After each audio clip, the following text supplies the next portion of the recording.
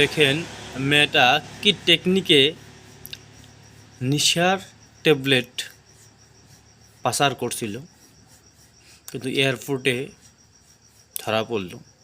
এখন পার ব্যান্ডেজটা খুলে, drill machine দিয়ে পার ব্যান্ডেজটা খুলে তার পিছনে ট্যাবলেটগুলো বাইর করা হচ্ছে। দেখেন তো,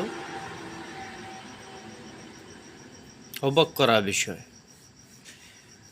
মানে যত টেকনিক খাটাও কিন্তু কাম হবে না, কারণ সরকার তোমাদের থেকে চালাক বেশি।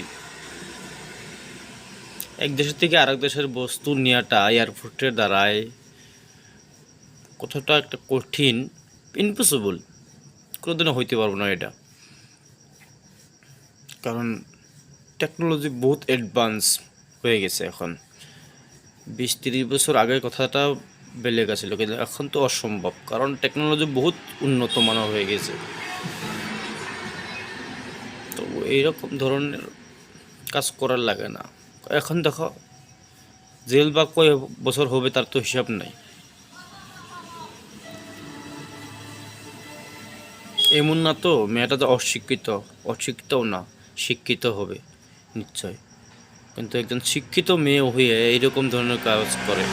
আর বেশিরভাগ প্রায় মেয়েরা এই ধরনের কাজ করে থাকে, কারণ মেয়েরা ভাবে যে আমাদেরকে ধরতে পারবে না, বা আমরা মেয়ে ছেলেদেরকে ধরতে পারে সহজে।